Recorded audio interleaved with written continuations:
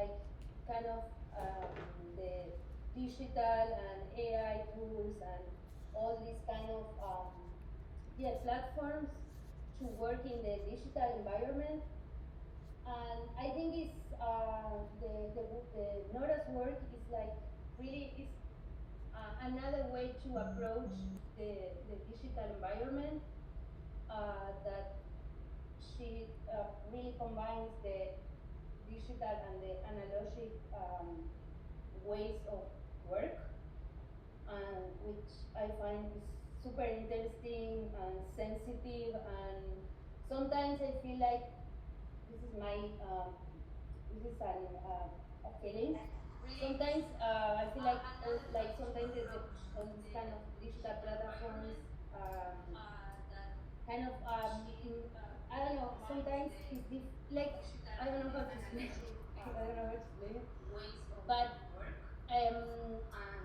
it's like it's making you feel like I don't know if there is a lot of distance between the artist and the platform and the artwork, but like the way that Nora is approaching her work, I feel it's really yeah, sensitive, or I don't know how yeah.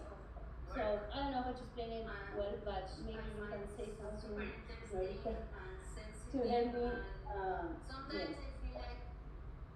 Yeah, thank you for inviting me. Thank you everyone, nice to meet you.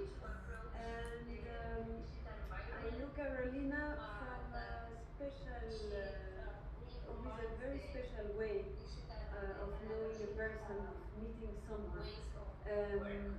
We started when Instagram was not existing. We started a group of users on Facebook, and there were some. All these users had an anonymous profile, except me. I had my normal profile, but I connected with them, and one of them was called Sasha Tonkovic, so I thought it was a guy. And once this Sasha Tonkovic just wrote me and told me that he was in Bogota. What we were doing on Facebook was very automatic writing and expression. We would just send some files or portraits of users, very automatically created. And when Sasha Tonkovic came to Bogota, I was sure it was a man. I met Carolina. I don't know if you can hear me, because I can hear a Yeah. lot of. Yeah. I'm hearing a lot of noise as well. Yes. Antonio. Okay. Yeah. Hi, Antonio. Do you mind muting? Antonio? How is it going? Yeah, I'll look. Thank you. All right, keep going. And so this automatic writing on Facebook was called the perfect users. And when Sasha Tonkovic came, this anonymous profile came to Bogota, where I live and work, I met Carolina, and I thought it was the girlfriend of this user, of Sasha Tonkovic, of this man. And I noticed that Carolina was the person behind this profile, that I was always sure it was a man, it was about a man.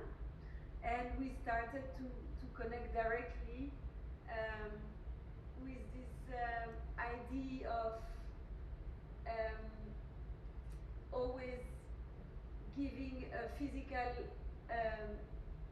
sensitivity to the digital semiotics, symbols, or tools that we have that we use every day online. And she also has this this very sensitive way of turning the QR, for example, into something that is done with earth or ceramics painting, Rupert's painting. So we met this way, and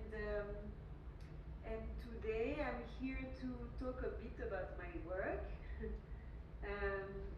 I received some questions, but to introduce myself, I come from Switzerland. I live and work in Bogota, and I exhibit regularly in Switzerland. And I spend a lot of time online, but I never really. I'm very behind with the world of metaverse. It's the first time actually that I use it. So Yeah. You're doing great. Yeah, I think that is really interesting because when we see your work, it's really analogic, but also you really connected with the digital world at the same time. So that is like an interesting effect that your work has. Yeah. and you sent me some questions. I don't know if you want to read the questions or if you want. Yeah, I can read, or we can also I think we have some of your work here, so it would be interesting maybe if you wanna talk a little bit about them, about the pieces, and then I can ask you some questions. Okay, we can start with this one. I don't know if you see it. This pink one. Yes. Can you hear it? Yes. Yeah. Yes. We can see it. Yeah. So this is a hashtag made in brass, and it's sacralized with a museum, very traditional museum display in a window, and it becomes an altar and an object, and the hashtag becomes an object of contemplation about the accumulation of data lost online, and the brass gives this idea of gold, of brightness, that leads to the idea of pre-Columbian objects that we find in the Golden Museum in Bogota. It's made for a project that I have called Museum Without Gold, to refer to the Gold Museum in Bogota. But this museum do not use the gold, do not use gold, and is talking about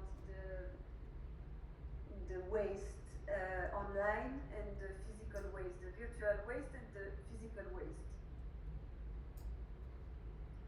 Here you have also an object that is looking very pre-Columbian, but it's actually physical waste that it's a replica of a physical object that I found on the street, and that is usually used to hang. It's a little hanger, and it's a little hook. It's used to hang the packaging of the socks or the underwear. It's an object that we find a lot in the waste world, and it became for me an ornament that I put on my ear, like an ear cuff, and this ear cuff is actually offered to the woman I meet in my life, and when I offer them this little hook, I make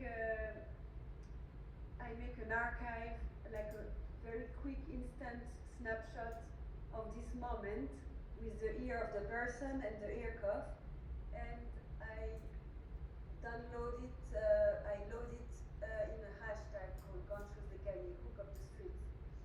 And it becomes a network inside a hashtag. So this is the way of using physical objects and turning it into a social network.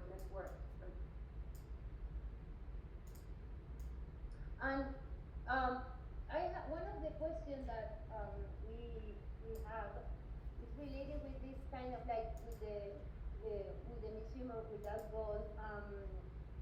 And you replace gold with the simple materials. And the question is, do you think there is gold in the digital landscape? What do you believe it is, and why would you replace it?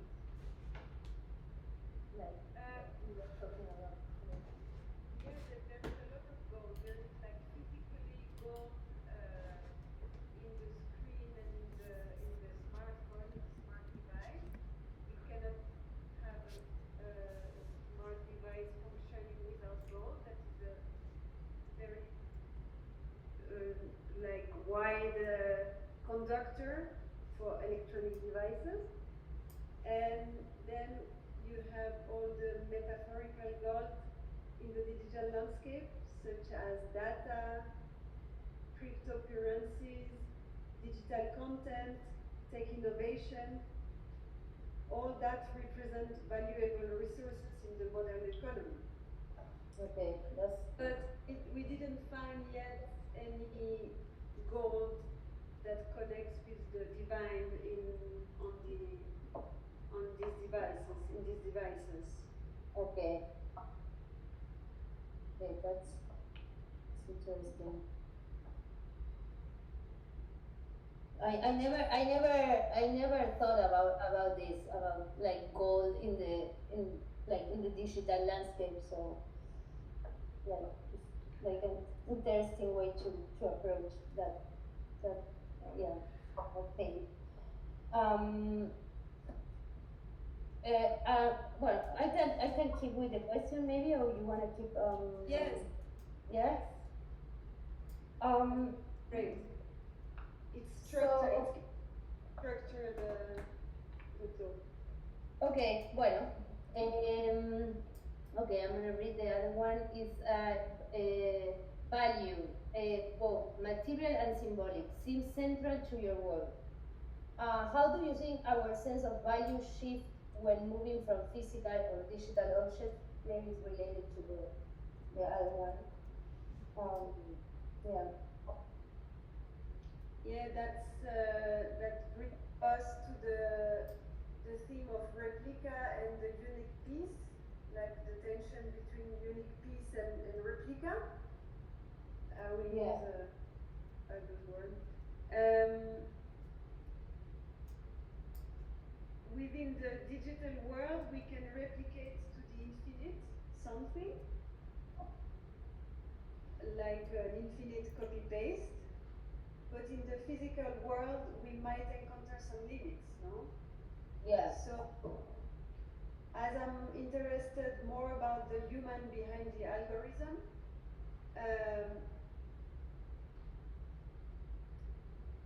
there is a way to think that everything is at the end is very handcrafted. That something digital is at the end very artisanal, handcrafted, no? Yeah. And this is what gives the value to something digital. Yeah. Can we ask questions throughout this? Yes. So, I'm trying to understand. I agree that there seems to be a lot of things that are about value. And to me, we kind of have figured out a way to make something digital valuable, because that's what cryptocurrency purports to be about. It's valuable to millions of people, and it's digital entirely. and also NFTs. But yours seems to work with like something that's tied to gold. So yeah, I would like to understand more about if you're making a comment on cryptocurrency or NFTs and their digital value. Are you making like a one-to-one comparison? Trying to understand. Yeah, it's because the value, if we talk about gold, for example, it has this huge spiritual energy in the world of ancestrality, and it was a very a medium to connect with the divine, and all this symbolics, all this semiotic that we find in pre-Columbian pieces, for example, um, connect to the divine. And I have the feeling that, for example, I have the feeling that if you use the analog world, if you put the digital items in the physicality and you make it the most tangible as possible, you can actually find something poetic and spiritual. I don't know if I'm clear, if I respond to your answer. Do I answer? I'm trying. I'm trying to. So, do you think there's something spiritual about cryptocurrency and NFTs, or that it must be brought back to the earth, or it is already of the earth? That's what I'm kind of confused about. That's a good question. It could be. That's a very good question. I don't know actually. I want to think about that. Because I think of this as like, one of these very earthly, I mean, it's a precious metal, right? It's a precious metal, or it's something that people, have moved geographically in, millions of miles for. So I'm curious about it. Well, also with the hashtag, as a hash, is that supposed to be for like how you do a hashtag, or is that more like a cryptographic hash? Is it related to cryptography, I guess is what I'm asking. So, sorry, I didn't hear the last question, sorry. Is it related to cryptography? Cryptography. Let me find it. The hashtag. Yes. It's related to the semiotics, to the symbology. Okay. To what a symbol can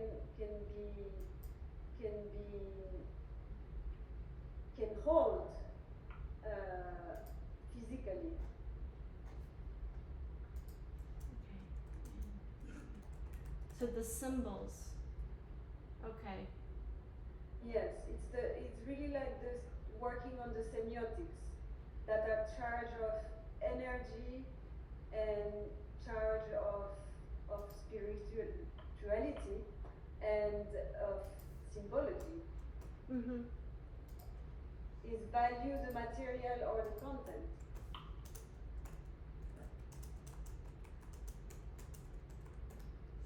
Okay. I think I understand it. I think I'm getting it. Does anybody else have a question? If Or I'm not so clear. no, it's okay. It's okay. I think it. It's a little abstract, but I think that's a good quality of it. Ilkner. So we have a question. Go ahead, Ilkner. Yeah. Well, hello from Switzerland. Hi from Switzerland. Wow. Yeah. Well, so, but I'm not Swiss, but I live here. Okay. So it's kind of doing the reverse of you. Um, or no, the same of you, but in, anyway, so one thing I wanted to, like for me, looking at it, because I consider myself like that diasporic lens, seeing through the diasporic lenses, is that, the symbols and signs, things that are familiar are immediately read through these reduced symbols that are universal and without words. Um, one thing that so I'm reading your work through these lenses. One thing that I noticed moving to Switzerland right away was how much gold symbolism was around. Like, for example, the coffee, the Digipovera, you collect the little coupons, the points in the back, and it collects, like, if you collect enough, I don't know how, like, many years it would take, but you can eventually get a gold bar, and people sell these on eBay for money, actually, these coffee things. I didn't know. Wow. Yeah. So, like, I was thinking that, like, seeing your work through these kinds of diasporic lenses, like how, like the ethnography museum that you put in the context that I see here in Switzerland, it's almost like the same kind of like the emphasis on gold. So I was like wondering how much of that diasporic lenses of trying to relate things play into your work, like where you're from to where you are now, and to see in between those spaces.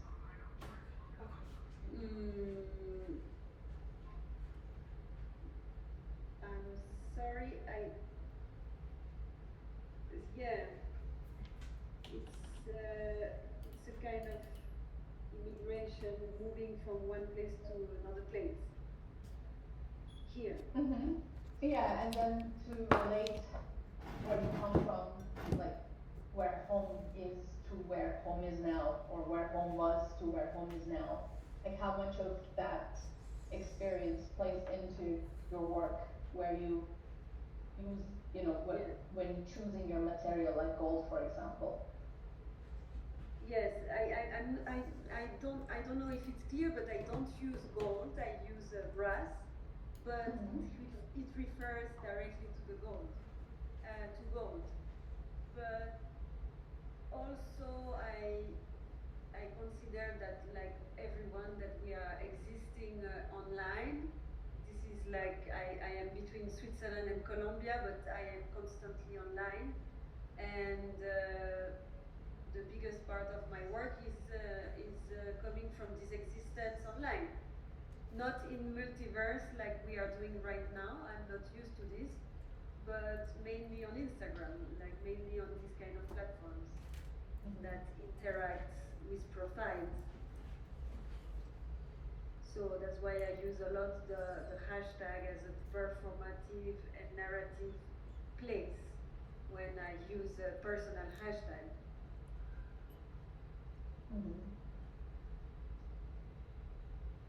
And also, I come from Switzerland, which is a place famous for chocolate, time, and banks, and value. And in Colombia, we have all the myths about the gold, for the story with the conquistador, the conquest, and so Switzerland and Colombia are very connected. I think that 80% of the gold that are in the lingots in Switzerland come from Colombia. Wow.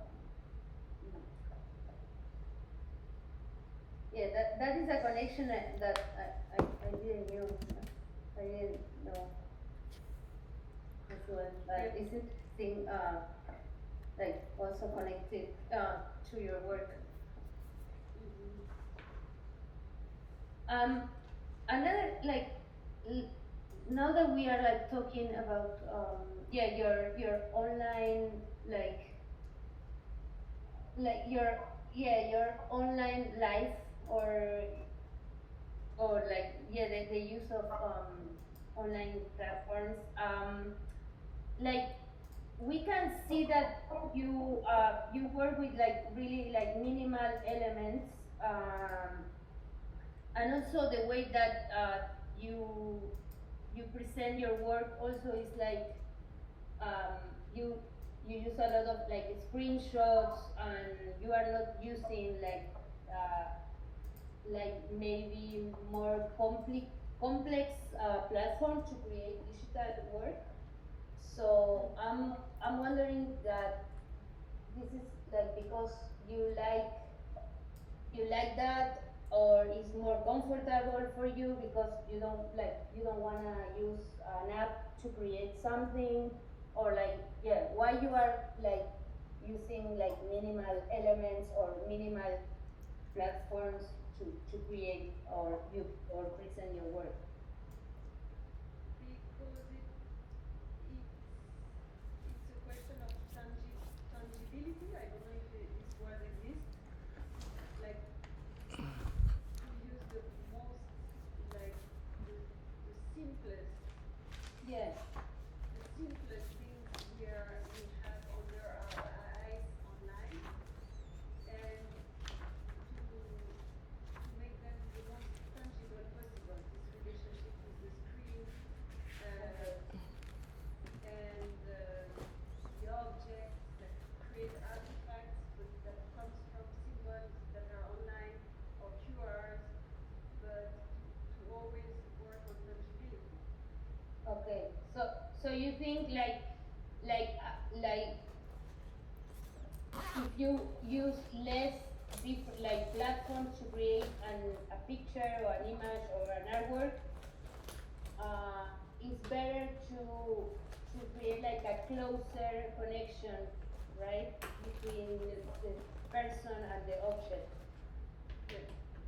So okay, so like all these like platforms or tools are kind of for you are creating kind of a distance between uh, yeah, between the person and the object, right? Yes. Okay, It's a okay. it's a user perception. It's my perception of a user perception Mm-hmm. of how to use these tools. Okay. But have you like ever tried like some AI tools or things like that? Yes, I use them for dear my everyday life. Um, like, I don't use it for my art. I don't use it. Okay. I just used it once with Pablo. We used for an exhibition in Switzerland. I used a 3D program with AI, Photoshop AI, Yeah. to create an animation. And I really liked this because it was a kind of playing with the program, and almost an error was appearing, and it looks like something like very archaeologic, and almost something that could be considered as waste, but that was used for a video installation. But I almost don't use the programs. Okay. I'm very connected to the Instagram. Yeah, and It's very old-fashioned. yeah, and I like the other question about is related to Instagram. Like also like I'm seeing that you are kind of using Instagram as like in a performative way. It's like I feel like you are like kind of uh, like posting in in a way like you are showing your art, but also it's like you are not like kind of like taking picture of your I don't know show art show, editing them. and then posting on Instagram. It's more like just like more instant, right? Yeah. Or also performative. It's contenido, See, like a live real time contenido. yeah, Yes, the content. yeah. That it was. I think it was like the idea at the beginning, but now it seems like everything is like really kind of edited, like or yeah, it's more uh, like Instagram, like you really think before posting, you know, and your way of using it is more like, okay, I'm gonna post, like without thinking much, right? Yes, yes, it is. Okay, okay. Has that changed?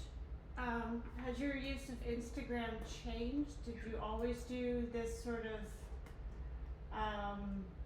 kind of posting, this sort of, in the moment, or? Yes, I always used Instagram. It's a way of hacking a bit the platform, of finding um, what we have under our eyes, um, finding something poetic and something narrative and almost performative. I like that you use the term almost performative. It's not a real performance because it's not No, content. It's content. It's the content that makes them their own performance, but it's not a performance. yeah, yeah, yeah, yeah, yeah, Distance. It's very existential. yeah, yeah. I like Exactly. that. What we did with the perfect users on Facebook. Yeah, Um, yeah, yeah, we were very experimental, but very existential. yeah. I like that existential for to define that. That's cool. Or it's a good way to define it. Well, but what about the fact that it's, I'm just curious what you think about, I mean, to me, this also seems like it could be a critique of, to me, it seems like it could be a critique of crypto or of belief in NFTs. And then I also see something about, is this a critique of capitalism? And you're using Instagram, which is, it's part of a corporation that, can sell your images, that can, suddenly shut off if it wanted to, and we would all lose all these images that we've been putting on forever if they wanted. So it's not like ours, like nothing on Instagram is truly yours, even if you're feeding it. So I'm curious, like, what is the allure of Instagram versus like having a blog or something on your own website? Why is Instagram so important? Wow, what a great question! I love it.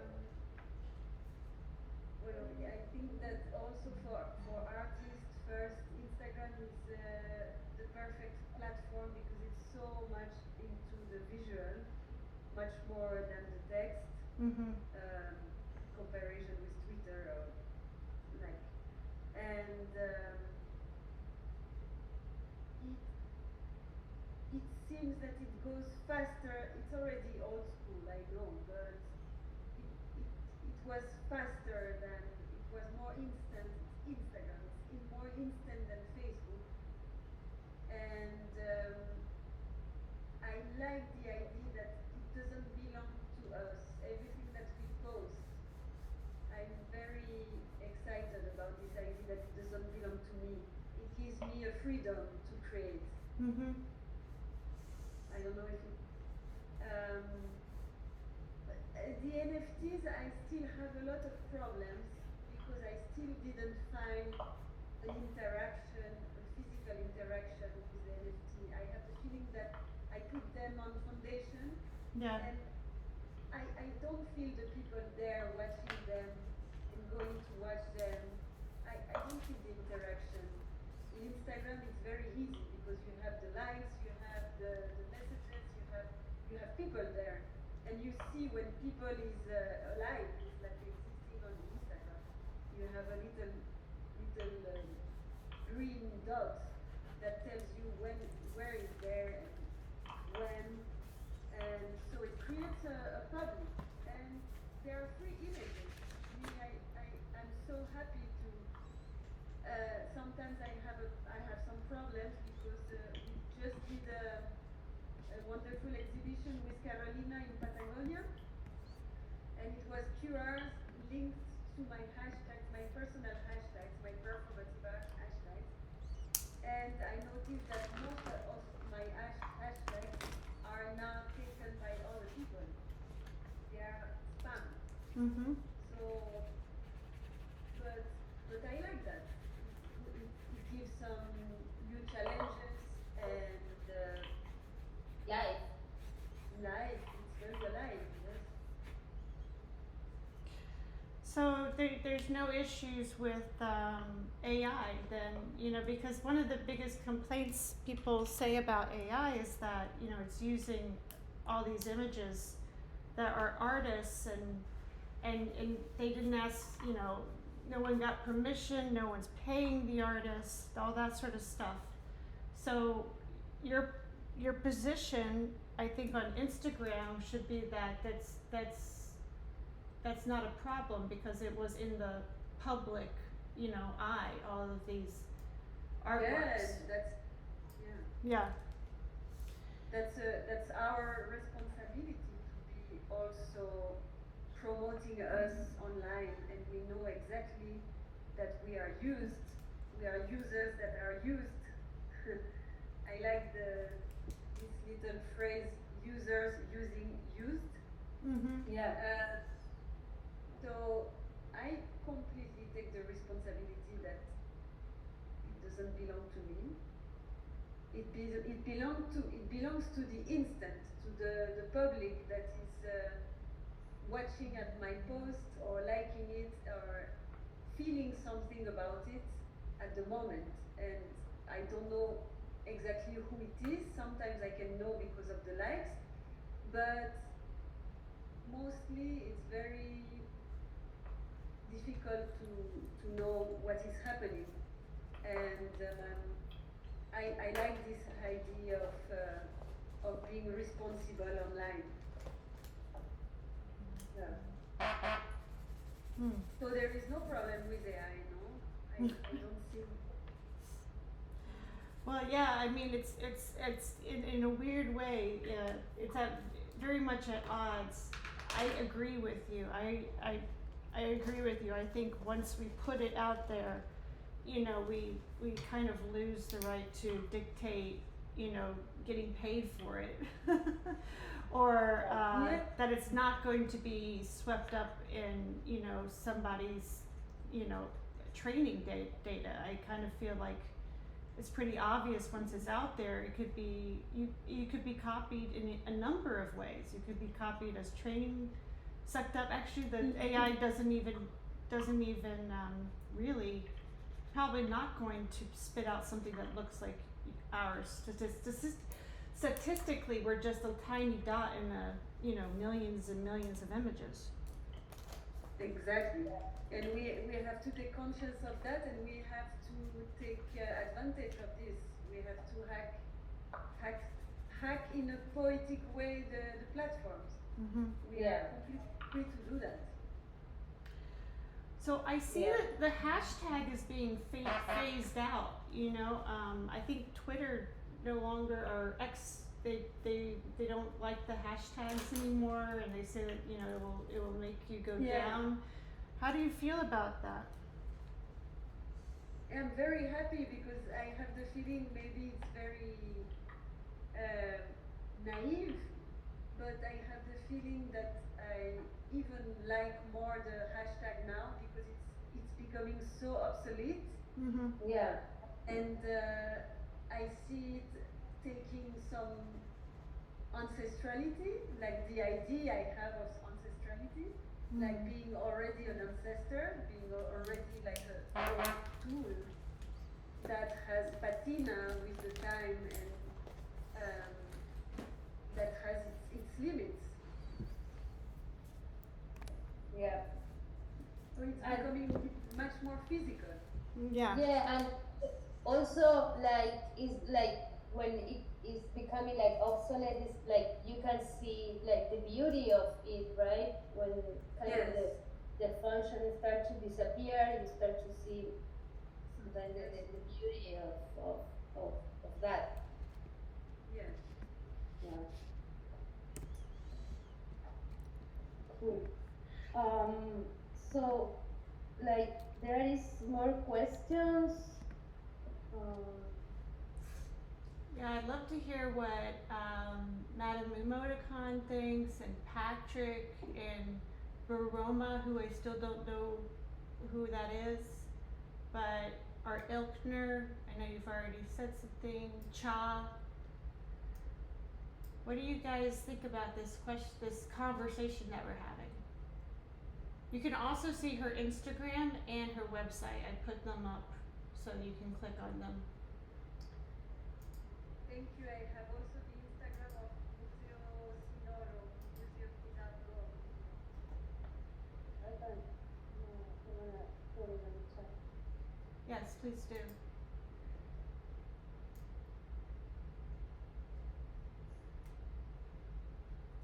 Don't be shy. Or if you want to be shy, then type it in the messages and I will ask on your behalf.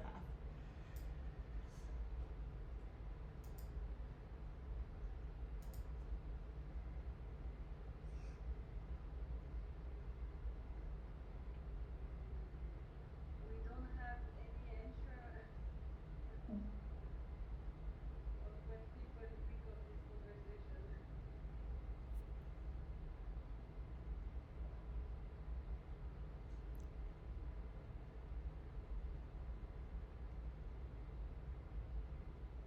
You know, despite, sorry, again, it might be a personal take, but I think despite being so interested in the technology and the visual spaces that we occupy online, there's something very um, like ancient about it as well, and not just because of the reference to the museum collections of, you know, pre-Columbian era, but there's something very inherently universally ancient about the aesthetics. Well, I think one thing that kind of interests me a little bit, well, I mean, interests me in present conversations right now is, like, say, for example, Casey Rees has got a show at PA in Berlin, and you know, he's doing a lot of, I think, kind of, you know, time-based, based on itself, and I think you know, I think that not only is there a desire to connect to, you know, digital art history and, you know, historical, but the idea of being able to talk about ideas going back to classicism and Columbia and all these sorts of things, you know, in other words, I guess trying to show technology as a space in which people want to talk about universal ideas rather than things that are specific cultural. What do you think of that? What do you think of that idea? The universal in technology, Well, is that what you're saying? No, what I'm saying is that being able to, so say for example, you know, Casey's dealing with you know, aesthetics of, you know, almost like classical aesthetics and classical philosophy. Yeah. You know, through technological art, and I think that there's, you know, this desire to be able to connect, you know, this thing that's always, you know, kind of operated, you know, at best in like a 30 to 50 year range, you know, back to, back back as far as we can. Say, for example, I'm doing work right now, doing algorithmic work for plotter work, that's dealing with petroglyphs. Mm-hmm. So it's how, how can we use these tools that we use this language, our time, to talk about the entire even prehistory, how we can connect to or even our prehistories. And I think that's a very human desire. It's interesting because it actually reminds me of some of the early art style that got copied and was very, very popular. Was pairing pastel colors with like busts from ancient Rome, and that was a whole wave. I'm trying to remember what vaporwave was the style was called vaporwave. And actually our VJ has some vaporwave aesthetics, the VJ that's going to start at 6 p.m. And it's very popular, but yeah, I totally see that. But instead of me talking, I'll let the artist talk, Nora. Sorry. I'm so sorry. For your last question? Yeah, I mean, or wasn't vaporwave dealing with VGA aesthetics in the 1990s? Yes. So, I think the question is that don't you think this idea of going accessing deep historical themes is something that we're trying to connect ourselves in this technological age to to our early beginnings. Don't you think that?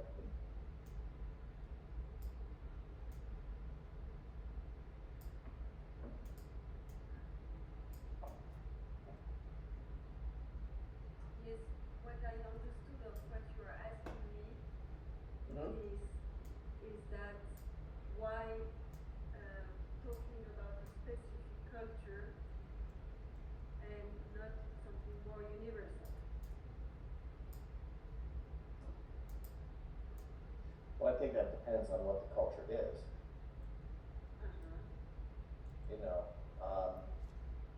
I think what I'm looking at here is digital culture has often been criticized for lacking a historical quality. And I think Sorry, lacking what? a historical quality. And I think there's a lot of desire to begin reframing technological culture in a more historical framework. Even that goes back to classicism. Yes, that's very inspiring what you say, very logical. I want to think about that more. Yeah. I think it's needed. You're right. Because I think this is why Casey Rees is going back to dealing with his code base work and dealing with geometry and with platonic geometry. So I think this is interesting. Yeah, for sure. Do you know if Casey Rees has an independent website? I think it's Rees. Yeah, I found it. Great, awesome. I was like, oh no, he's gonna, because I think we've been talking about this. We started talking about this yesterday. I love the fact that a lot of artists from the digital side actually have their own websites that they maintain, because for a while there was a sort of a trend, especially amongst like traditional artists, of not having a website once you had a gallery. But the people that we like to maintain our own websites. But yeah, I just put the website into the chat because I want everyone to know who we're talking about, in case you don't. Thank you.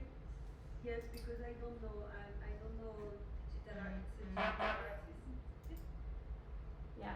He was one of the two people who created the processing program. Yeah. Okay. Very Processing. important. Yeah. Yeah. Very important. I'm And gonna. he also founded the Feral File platform. All right. I'm gonna What? put. So, I'm gonna put Feral all of File. these. okay. Feral File.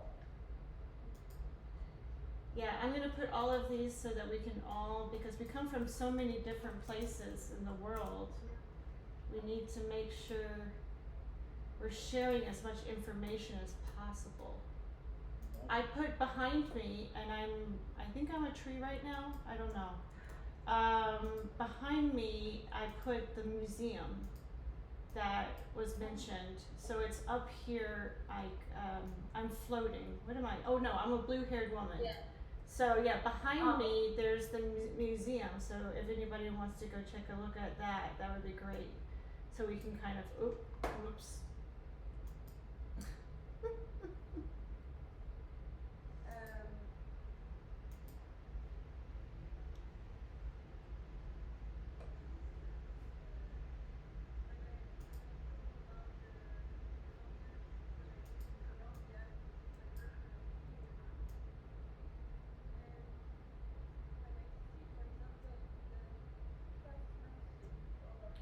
Slime bubble. Slime bubble. Slime bubble. Hi.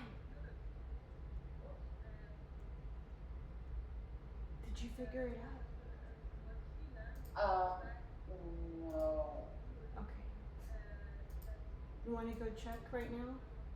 Yes, please. Yeah, okay. Cool.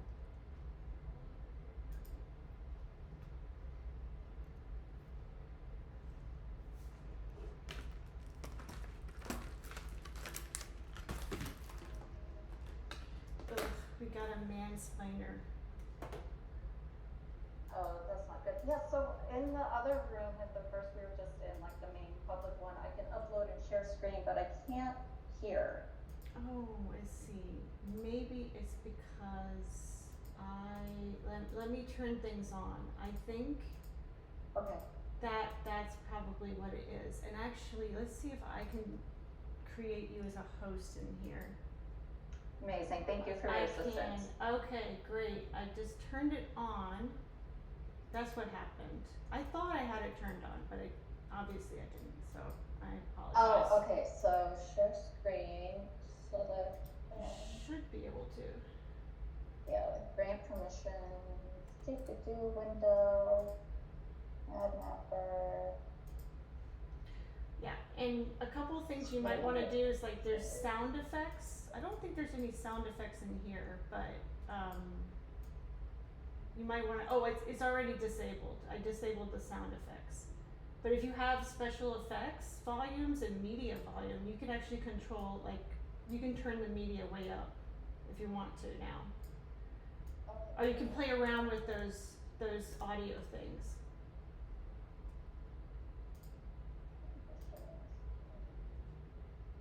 So the share screen is now, it looks like, oh yeah, it's the bottom arrow. Yeah. What's LobbyCast? That is something that we don't use, but Okay. Rodolfo has it there because it's like he's trying to get, the Mud Foundation is trying to, or has gotten corporate clients to, yeah, so that they can use it for conferences and stuff. Yeah. Well, I'm trying. I've clicked share screen a few times. Maybe it just needs to load. Let me try mine. This is not a heavy space. I made sure. Okay, is my screen sharing? Yeah, I see you. Okay, so stop sharing. Do I have a screen behind me? Is that why you can't see? No, I don't see it. Oh, let's see. I'm gonna just quickly refresh. One sec. Okay.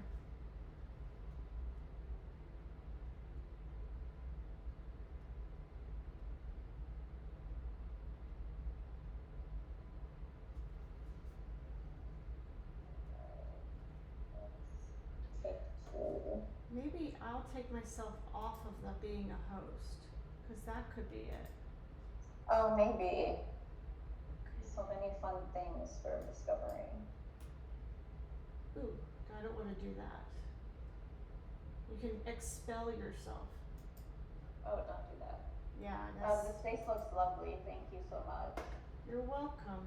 I was, having a little fun. I actually haven't made a space in forever, so I probably had too much fun. Probably just, yeah. I made a little Gigi booth. It's so cute. I'm gonna upload a MP4. I'm frustrated. I don't know why my screen isn't sharing. Yeah, this is not. I can't see why. Okay, I'm gonna go back to the actual XR Creator Studio and figure this out. Okay. That's what I'm gonna do. Okay, thank you very much. Yeah, I'll come back in. Oh.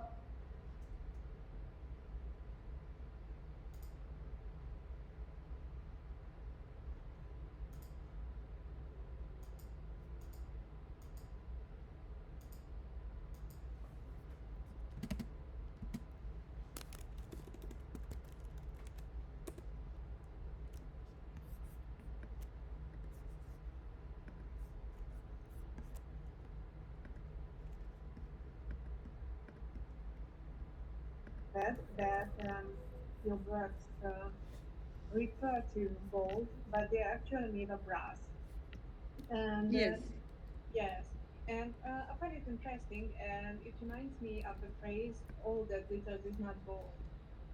So would you Yes. connect it with this idea that all that glitters is not gold? All Because what? you emphasize it in the name of the museum as well, the museum without gold. So you emphasize it that it is not actually gold. Mm-hmm. And there is Yeah. this sentence, glitters is not gold. Yeah, it was not aimed to be politic, but it becomes a bit politic, this way of turning the object into no gold object. Yeah. But I think it works because I'm sorry, I have to answer your question. I'm lost with this question. No, I think you understood as well.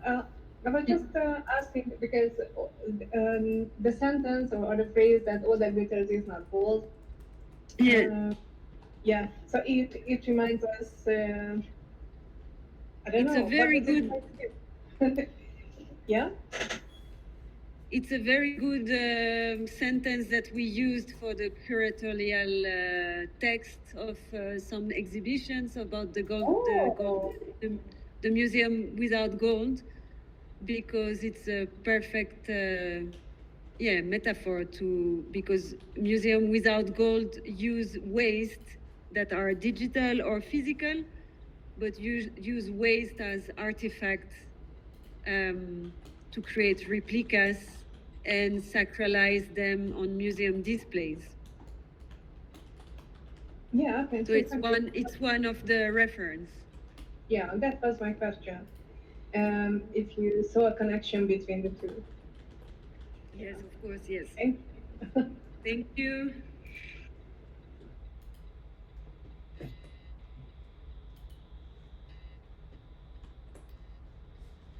It's like you are doing like alchemy, but in the opposite way, right? Something like that. Alchemy is? No? I love that. Yes. This is fantastic. I have to write this down. Yeah. Reverse alchemy. Yeah. Yeah. Like Bueno. turning gold into lead? Yeah. Yeah. I like the silence.